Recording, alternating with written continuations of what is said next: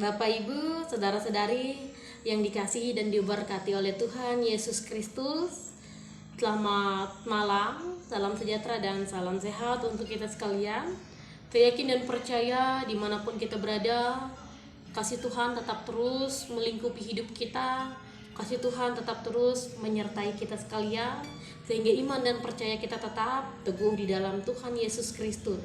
Pada malam hari ini kita akan kembali mendengarkan renungan malam edisi hari Rabu tanggal 31 Agustus tahun 2022 berdasarkan Nas Almanak Gereja Kalimantan Epanglis. Nas yang akan bersama-sama kita renungkan pada malam hari ini yaitu terdapat di dalam Injil Lukas pasal yang ke-14 ayat yang ke-15 sampai ayat yang ke-24. Bapak Ibu silahkan membaca secara pribadi di rumah masing-masing. Di sini di bawah judul perikop perumpamaan tentang orang-orang yang berdalih. Saya membuat tema kecil yaitu undangan keselamatan. Sebelum kita bersama-sama merenungkan kebenaran firman Tuhan, mari kita bersatu dalam doa. Bapa yang bertata di dalam kerajaan surga, terima kasih atas pemeliharaan-Mu, atas cinta kasih Tuhan di dalam hidup kami, sehingga kami boleh menikmati nafas kehidupan, kami boleh menikmati kesehatan yang bersumber daripada-Mu. Terima kasih hari ini kami boleh melakukan segala aktivitas kami boleh melakukan segala tugas dan tanggung jawab kami. Itu semua karena Roh Kudus yang menopang kami, Roh Kudus yang menguatkan kami, Roh Kudus yang menolong hidup kami sehingga kami mampu menjalankan itu semua. Pada malam hari ini Tuhan, kami bersama-sama ingin mempersiapkan hati dan pikiran kami untuk mendengarkan renungan firman-Mu. Biarlah melalui kebenaran firman-Mu, kebenaran Tuhan akan tetap terus terungkap dan kebenaran Tuhan boleh senantiasa kami lakukan di dalam kehidupan kami. Biarlah Tuhan, Engkau adalah segala sumber segala hikmat yang memberikan pengertian dan pemahaman kepada kami sehingga kami boleh mengerti dan memahami kebenaran firman-Mu. Di dalam Yesus Kristus kami berdoa dan mengucap syukur. Amin.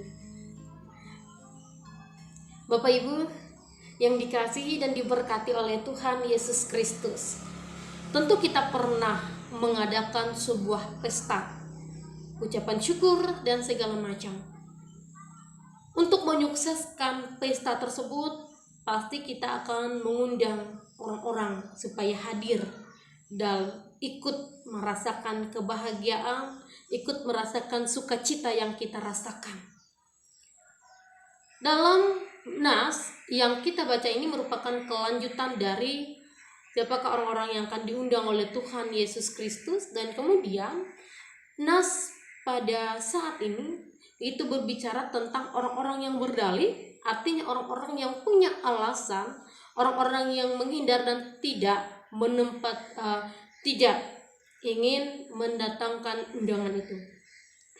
Bapak Ibu yang dikasihi dan diberkati oleh Tuhan Yesus Kristus, di sini ada seorang undangan yang berkata kepada Yesus bahwa ia katakan berbahagialah orang-orang yang akan dijamu dalam kerajaan Allah.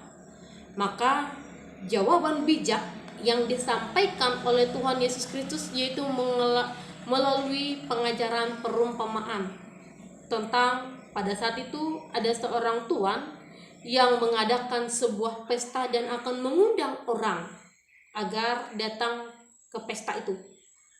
Dia meminta kepada hamba-hambanya untuk mengundang orang-orang. Ketika hambanya mengundang orang-orang, ada yang pertama, ketika mereka berangkat yang pertama, mereka mendapatkan orang-orang yang beralasan. Yang pertama, orang yang mereka temui beralasan karena mereka tidak dapat hadir ke undangan tersebut karena mereka baru saja membeli ladang, sehingga mereka harus pergi menjenguk ladang yang baru saja mereka beli. Kemudian ketika mereka menemui orang yang kedua, orang tersebut juga beralasan tidak dapat hadir untuk menghadiri undangan tersebut, dengan alasan karena mereka baru saja membelikan lembu dan juga harus juga mencobai kebirinya tersebut. mereka berhalangan untuk hadir. Kemudian mereka menemukan orang yang ketiga lagi. Orang ketiga ini juga yang kemudian juga berhalangan hadir dalam undangan tersebut karena ia baru saja habis menikah, sehingga ia pun tidak dapat hadir juga ke dalam undangan tersebut. Mendengar ada 3 alasan dan orang tidak hadir dalam undangan tersebut, maka hambanya datang kepada tuannya bahwa mereka mengatakan bahwa orang yang mereka undang semuanya berhalangan hadir. Maka tuannya tersebut sedih dan kecewa. Namun apa yang terjadi? Bukan sedih dan kecewa tidak menghalangi segala sesuatunya karena sudah dipersiapkan.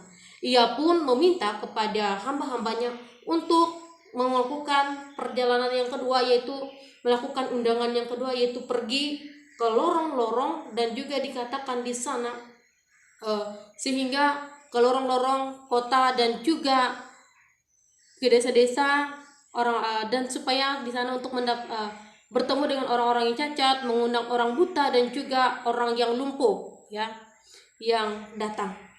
Apa yang terjadi? Mereka datang dan memenuhi undangan tersebut. Kemudian tuan itu mengatakan lagi kepada hambanya, ini kurang banyak sehingga harus bertambah lagi. Mereka berangkat lagi yang kedua, yaitu undangan yang ketiga itu. Tuannya mengatakan kepada hamba-hambanya, pergilah ke seluruh jalan kota dan landasan perkotaan dan paksalah orang-orang, ya, supaya datang dalam undangan tersebut. Bahkan tuan itu meminta kepada hamba-hambanya untuk memaksa orang-orang untuk datang. Nah, Bapak Ibu yang dikasihi dan diberkati oleh Tuhan Yesus Kristus, di sini orang yang mengundang adalah, kita melihat bahwa itu adalah menggambarkan Allah itu sendiri. Sama seperti orang itu yang sudah menyiapkan pesta, demikian juga Allah telah menyiapkan keselamatan bagi kita, bahwa keselamatan itu sudah disiapkan oleh Allah bagi kita. Orang yang menolak undangan ini digambarkan dengan orang-orang Yahudi yang menanggapi dingin tentang Injil Kristus. Tetapi orang-orang cacat secara fisik tadi, buta dan juga lumpuh, digambarkan itu adalah orang-orang yang non-Yahudi yang mau menerima Injil Tuhan, yang mau menerima undangan keselamatan yang berasal daripada Tuhan Yesus Kristus. Pokok perumpamaan ini adalah tentang hari kebangkitan dan juga kemuliaan surgawi pada masa yang akan datang. Kedatangan Kristus kembali untuk membuat umatnya dan untuk mengajak umatnya masuk ke dalam kerajaan surga, supaya umatnya diselamatkan. Orang-orang yang pada awalnya menerima undangan itu, tetapi kemudian menolak untuk datang dalam undangan Tuhan Yesus Kristus. Pengharapan dan hidup mereka lebih terpusat kepada kehidupan duniawi, terhadap apa yang mereka miliki di dunia ini. Dan mereka seolah-olah sepertinya tidak merindukan lagi tempat surga yang sudah disediakan oleh Allah. Mereka sepertinya tidak merindukan tentang keselamatan itu. Bapak Ibu yang dikasihi dan diberkati oleh Tuhan Yesus Kristus, orang-orang yang kelihatannya justru sama sekali tidak siap untuk ikut dan datang ke pesta itu. Orang miskin tidak mempunyai pakaian pesta, orang cacat, buta, lumpuh, dan sukar untuk pergi ke pesta, namun mereka siap datang. Ya, mereka tak menolak, mereka siap. Ya. Orang-orang yang kelihatannya tidak bisa diharapkan justru menerima undangan tersebut. Bagaimana dengan orang yang mengundang? Bagaimanakah responnya? Tentu dia akan sangat murka dengan orang yang tidak, atau orang yang berhalangan hadir akan undangan itu. Namun apa yang terjadi? Orang yang mengundang tidak akan membatalkan pestanya tersebut, tetapi ia mengundang orang lain. Undangan kepada orang lain ini merupakan gambaran dari undangan Allah kepada orang-orang non-Yahudi pada saat itu. Jika kita menolak undangan Allah untuk datang kepada Yesus, Allah akan mengalihkan undangan itu kepada orang-orang lain. Prinsipnya adalah Tuhan tidak mau memberikan sesuatu kepada orang lain yang tidak menghargainya. Bapak Ibu, saudara-saudari yang dikasihi dan diberkati oleh Tuhan Yesus Kristus, undangan dari Tuhan untuk mendapatkan sebuah keselamatan, untuk datang kepada surga yang sudah disediakan oleh Allah, itu merupakan kesempatan yang sangat berharga, bahkan lebih berharga dari harta duniawi yang kita miliki, lebih berharga daripada apapun yang kita punya di dalam dunia ini.